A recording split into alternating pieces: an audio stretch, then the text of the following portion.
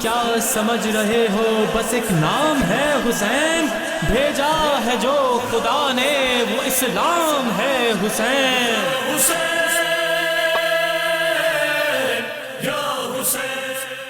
Time T V Canada کے محرم الحرام کے حوالے سے خصوصی نشریات پروگرام اسلام زندہ ہوتا ہے بس کربلا کے بعد کے حوالے سے ہمارے درمیان ڈاکٹر علامہ ماجد صاحب تشریف فرما ہیں، اور آج یہ قربانیاں جو کربلا میں پیش کی گئی ہیں فقط دین اسلام کی بقا کے لیے، اور اس کے بعد ان قربانیوں کے بعد اسلام نے تا حیات تا قیامت تک جو زندہ جاوید ہوگی۔ لیکن کیسے کیسے پھول، کیسے کیسے شہزادے، کیسے کیسے حسین امام حسین نے اللہ کے راہ میں پیش کیا۔ تو آج ہم جس ہستی پہ، جس شہزادے پہ علامہ صاحب سے گفتگو کریں گے اور یہ بتائیں گے، ان میں جناب قاسم، شہزاد قاسم کے حوالے سے جناب قاسم حضرت امام حسن کے بے فرزند، اور میں یہ آپ کے علم میں لاتا چلوں، بلکہ آپ کو پتہ ہی ہوگا کہ جناب قاسم بچپن ہی میں تھے کہ جب ان کے بابا کا سایہ اس دنیا سے اٹھ گیا، اور جیسے کہ علامہ صاحب نے اپنے پہلے پروگرام میں کہا کہ اس دین اسلام کے لیے خاندان رسالت اور خاندان ابو طالب نے بے حد قربانی دی۔ اس میں امام حسن ہے، مولا کائنات ہے، بی بی فاطمہ زہرا، ایک اس خاندان کے لوگوں نے اپنا حصہ ڈالا ہے۔ تو آج ہم گفتگو کریں گے جناب قاسم پہ۔ تو آئیے علامہ صاحب سے گفتگو کرتے ہیں۔ علامہ صاحب بتائیے گا کہ شہزادے قاسم کے والدہ کا نام کیا تھا، اور ان کی والدہ کا تعلق کس قبیلے سے تھا، اور کس طرح شہزادے قاسم تیار ہوئے، کس حوالے سے اور کس طرح تیار ہوئے اس عظیم قربانی کے لیے، اور کس طرح پیش رہے وہ آگے بڑھ کر۔ بسم اللہ الرحمن الرحیم۔ میں جیسے پہلے بھی عرض کر چکا کہ خانوادہ اہل بیت میں اہل بیت جو بھی ہیں وہ کربلا کا چرچا بہت عرصے سے، اور کربلا تو عالم ارواح سے ہی چل رہی ہے۔ جب ارواح سے وعدہ ہوا اور وہاں پر علم الہی میں طے تھا کہ کون کیسی قربانی دے گا، تو گھر میں وہی کربلا تھی کہ جس کی پرورش ہو رہی تھی۔ تو جناب امام حسن علیہ السلام نے کربلا کی پرورش، تو امام حسن علیہ السلام نے جناب قاسم کو گویا کہ اپنا نمائندہ کربلا کے لیے بنایا، اور جناب قاسم علیہ السلام کا وہی حسن جناب علی اکبر کا حسن ہے، اور امام حسن علیہ السلام کا بیٹا اگر ہوگا، دیکھیے حسن جو ہے نا بذات خود حسن، لفظ حسن یہ نام نہیں ہے، یہ صفت ہے، اور یہ صفت عرب میں موجود تھی، پہلے سے لغت عرب میں موجود تھی، لیکن چونکہ صفت تھی تو کسی کی توجہ ہی نہیں گئی کہ کوئی اپنا بچے کا نام یا اپنے بیٹے کا نام حسن رکھتا۔ لیکن اہل بیت کے یہاں نام جو صفت ہوتی ہے وہی نام ہوتا ہے۔ سبحان اللہ۔ یعنی آپ کبھی دیکھیے نا کہ ہمارے یہاں ناموں کا سلسلہ یہ ہوتا ہے کہ بچے کا نام رکھ دیا فاضل اور بعد میں وہ جاہل نکلا، بچے کا نام رکھ دیا وکیل اور بعد میں وہ مجرم نکلا، یعنی یہ ہوتا ہے۔ لیکن اہل بیت کے یہاں جو فضیلت ہوتی ہے، جو صفت ہوتی ہے وہی نام ہوتا ہے، کہ اگر یہ بچہ ہے تب بھی حسن ہے، جوان ہے تب بھی حسن ہے، بزرگ ہے تب بھی حسن ہے، کیونکہ صفت ہے، مجسم صفت ہے۔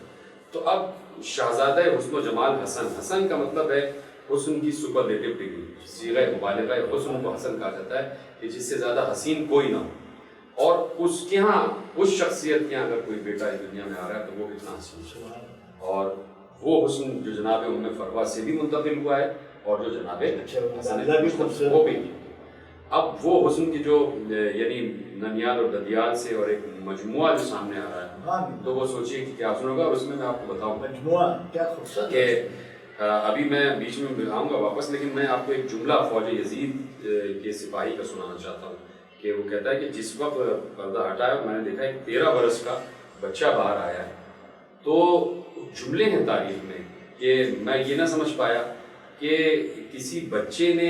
کوئی بچہ خیمہ گاہ سے باہر نکلا ہے یا کسی چاند نے طلوع کیا۔ سبحان اللہ، یقین فرمائیں، یہ جملے لکھے ہیں مختل میں کہ ایسا لگ رہا تھا جیسے کوئی ادھر سے فوج یزید کا سپاہی کہہ رہا ہے، ایسا معلوم ہوتا جیسے کوئی چاند طلوع کر، اتنا یعنی ماں جناب قاسم کے لیے لکھا ہوا ہے کہ اتنی نازک جلد تھی کہ جب پانی پیتے تھے غذا کھاتے تھے تو باقاعدہ نظر آتی، پانی اترتا ہوتا، اتنے حسین، اتنے نازک جلد اور اتنی خوبصورت حسین زلفیں۔ تو اور پھر جیسا کہ آپ نے ابھی بھی کہا کہ کل 4 برس کا سن تھا کہ جب امام حسن علیہ السلام نے دنیا سے اٹھ گئے، اور امام حسن کو زہر دیا گیا، اور وہ زہر کہاں سے چلا ہے یہ امت بھی پہچانے اور دیکھے کہ کہاں سے زہر چلا ہے، کس نے زہر دیا اور کس طریقے سے دیا ہے۔ تو جگر کے 72 ٹکڑے امام حسن علیہ السلام باہر آ گئے، اور اس وقت سوچیے کہ 4 برس کے جناب قاسم نے یہ بھی دیکھا ہے کہ بابا کے جگر کے 72 ٹکڑے، بابا کے جگر ٹکڑے ٹکڑے ہو کے باہر آ گئے، اور گھر میں قرآن برپا ہے کہ بہنیں بھی لپٹ رہی ہیں بھائی سے، بھائی بھی امام حسین حضرت عباس جیسا بھائی بھی لپٹ رہا ہے۔ اور پھر سب سے بڑی قیامت یہ ہے کہ جو جنازہ ابھی سفید کفن میں لپٹا ہوا گھر سے باہر گیا ہے وہ سرخ کفن ہو کے گھر میں واپس آیا۔ تو اس وقت 4 برس کے جناب قاسم پر کیا کیفیت ہوگی کہ ابھی میں نے دیکھا ہے کہ جگر کے ٹکڑے باہر آئے، اور اب میں دیکھ رہا ہوں کہ بابا کی لاش میں تیر پیوست ہے، اور تیر مارنے والے نہ یہودی ہیں نہ عیسائی ہیں، تیر مارنے والے مسلمان ہیں، اور وہی ہیں کہ جو اب سے کچھ دن پہلے تک، کچھ برس پہلے تک اسی حسن مصطفیٰ کو رسول کے کاندھے پہ بلند دیکھ چکے ہیں، انہی حسن، اور اسی حسن کی زبان میں جو ہے وہ رسالت مآب نے کہا ہے کہ حسن جھولے میں بھی لوہے محفوظ کا مطالعہ کرتا ہے۔ اس شخصیت کے جنازے پر تیر برسائے جا رہے ہیں، اور برسانے والے بھی مسلمان۔ ان کا یہ ہے کہ جس وقت جنازہ واپس آیا ہے تو گھر میں تو کوہرام ہے، امام حسین آگے بڑھے، جنازے سے تیر نکالنا شروع کیے، تو کہا بھیا میں بھی مدد کروں۔ جناب زینب نے بھی تیر نکالنے کی رسول نے، جناب ام لیلہ نے،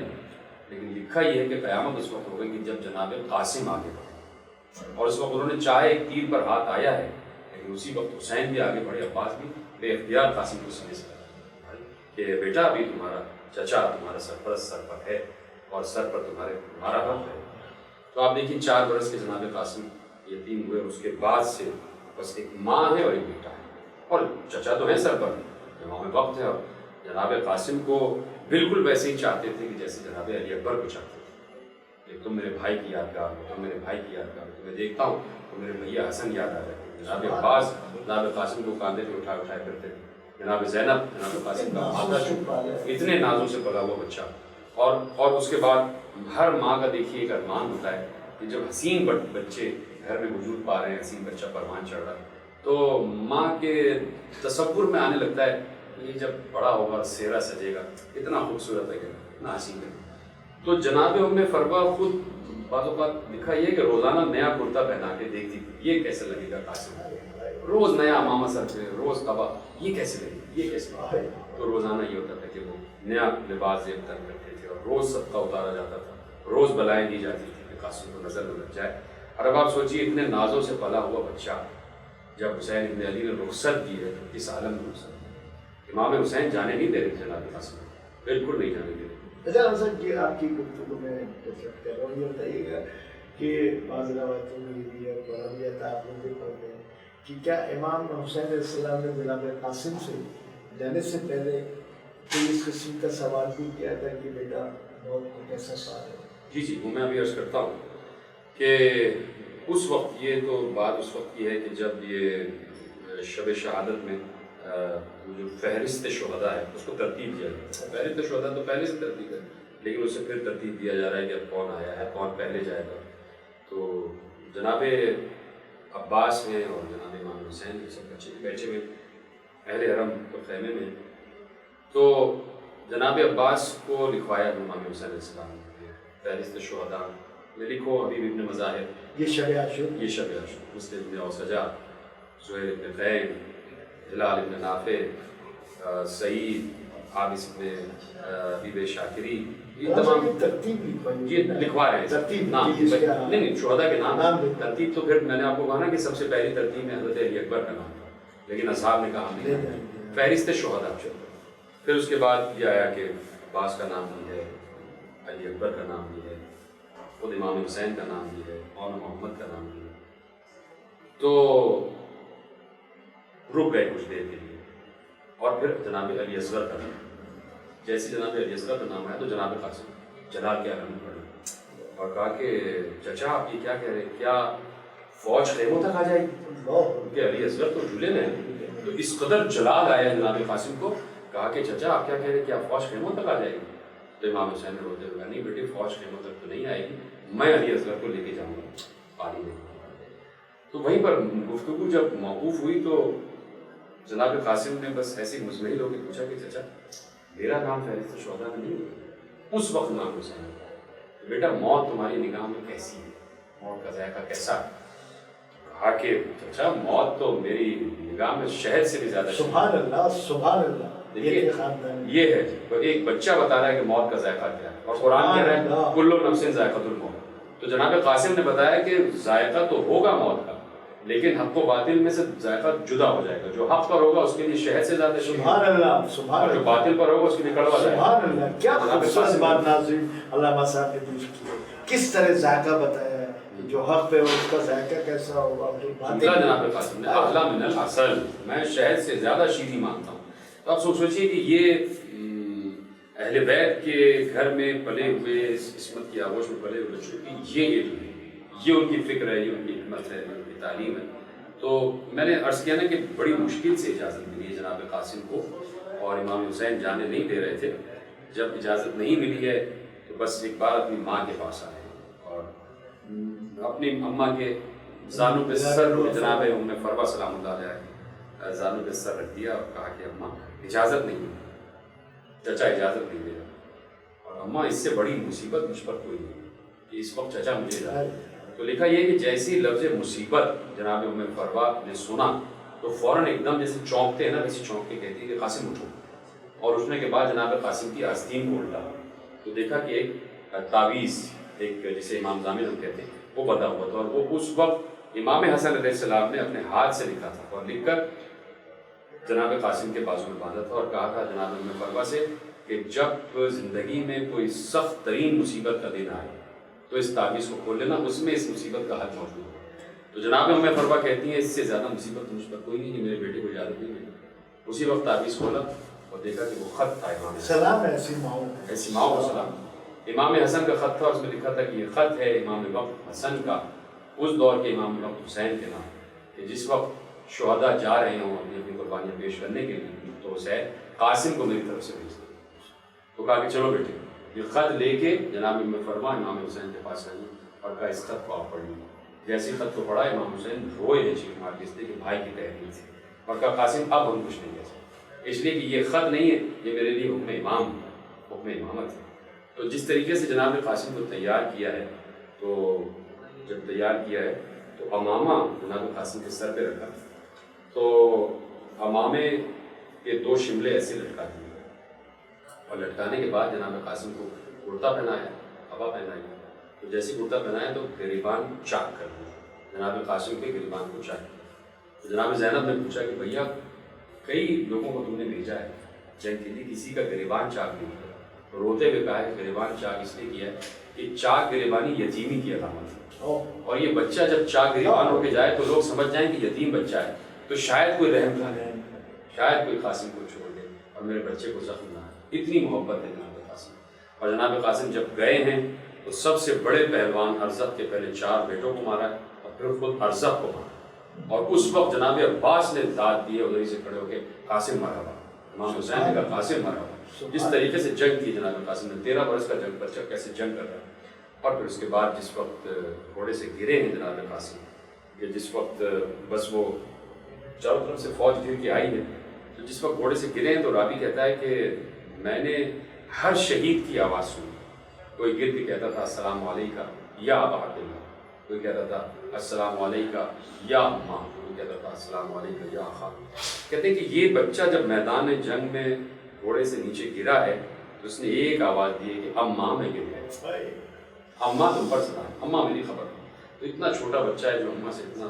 قریب ہے، تو بس یہ آواز امام حسین کے کان میں پہنچی ہے. تو لکھا یہ ہے کہ حضرت عباس نے امام حسین کو دیکھا، امام حسین نے عباس کو دیکھا، دونوں بھائی ایک دوسرے کا مطلب سمجھے، دونوں گھوڑے پر بیٹھے ہیں، ایک بھائی نے میمنے سے حملہ کیا، ایک بھائی نے میسرے سے حملہ کیا. تو لکھا یہی ہے کہ ادھر کی فوج ادھر بھاگی ہے، ادھر کی فوج ادھر بھاگی ہے، اور بیچ میں قاسم کا لاشا پامال ہو رہا اور آواز آ رہی تھی چچا مجھے بچائیے، چچا مجھے بچائیے. اور جس وقت حسین تمام فوج کو بھگا کے لاش قاسم پر پہنچے ہیں تو جناب قاسم کا لاشا ٹکڑوں میں تقسیم ہو چکا تھا، اور کوئی ٹکڑا کدھر ہے، کوئی ٹکڑا کدھر ہے. تو بس سینے کو اٹھایا ہے اور اٹھا کے سینے سے لگا کر کہا کہ قاسم مجھے معاف کر دینا کہ تو چچا کو بلاتا رہا اور میں نے آنے میں دیر کر دی. تو راوی کہتا ہے کہ امام حسین نے اپنے دوش سے ابا کو اتارا، زمین پر بچھایا اور لاش کے ٹکڑوں کو جمع کر کے ابا میں ڈالا ہے. تو اب کہتا ہے کہ میں دیکھنا چاہتا تھا کہ حسین اس لاش کی گٹھڑی کو کہاں لے جاتے ہیں، اس لیے کہ ہر لاش کو مقتل میں لے گئے، ہر لاش کو مقتل میں لے گئے. اور ادھر جناب ام فروا انتظار میں ہے کہ حسین ہر لاش کو لائے ہیں، تو میں اپنے بچے کی لاشیں کی انتظار میں. اور جس وقت آئے ہیں نا خیمہ گاہ میں، جناب ام فروا خیمے کے دروازے پہ کھڑی تھی اور بس امام حسین کو دیکھ کر کہا کہ آقا سب کے لاشیں لائے، میرے بچے کا لاشا کہاں ہے؟ اب بتائیے کہ حسین کیا جواب. تو خود روایت کہتی ہے کہ امام حسین نے گٹھری جو دوش پر تھی اس کو اٹھایا اور زمین پر رکھ کر کہا کہ بھابھی ام فروا یہ تمہارے بچے کا لاشا ہے. صاحب جناب قاسم کے بارے میں آپ نے گفتگو کی اور جناب قاسم کی شہادت بھی آپ نے بتائی، تو یقیناً یہ کربلا کی دردناک شہادت ہے. جس طرح جناب قاسم کا لاشا پامال ہوا تو پھر امام حسین کس طرح ہوئے. ناظرین یہ وہ قربانیاں ہیں جو خاندان رسالت اور خاندان ابو طالب نے اور خود مولا حسین موجود تھے کربلا میں، ایک ایک قربانی، خوبصورت قربانی، اپنے جگر کے ٹکڑے. ان ماؤں کو سلام جنہوں نے اپنے شہزادوں کو، اپنے لال کو، اپنے لخت جگر کو صرف اور صرف دین اسلام کا قربان کر دیا اور شکوہ نہیں کیا، اس لیے کہ ہر کی یہ تمنا تھی کہ میرا لال، میرا بیٹا، میرا شہزادہ بے شک قربان ہو جائے، لیکن دین اسلام تا قیامت کے لیے بن جائے. اسی لیے کہتے ہیں اسلام زندہ ہوتا ہے. بس کربلا کے بعد ناظرین اس پروگرام سے اپنے میزبان حضرات کو اجازت دیجیے. انشاءاللہ اگلے پروگرام میں ہم گفتگو کریں گے اللہ صاحب سے، شہزادے علی اصغر جو کہ جھولے پہ تھے اور ام رباب کے چاند تھے، اور تو گفتگو کریں گے. تو اجازت دیجیے حضرات کو. السلام علیکم. یا حسین یا حسین، تم کیا سمجھ رہے ہو بس ایک نام ہے حسین، بھیجا ہے جو خدا نے وہ اسلام ہے حسین. حسین یا حسین یا حسین.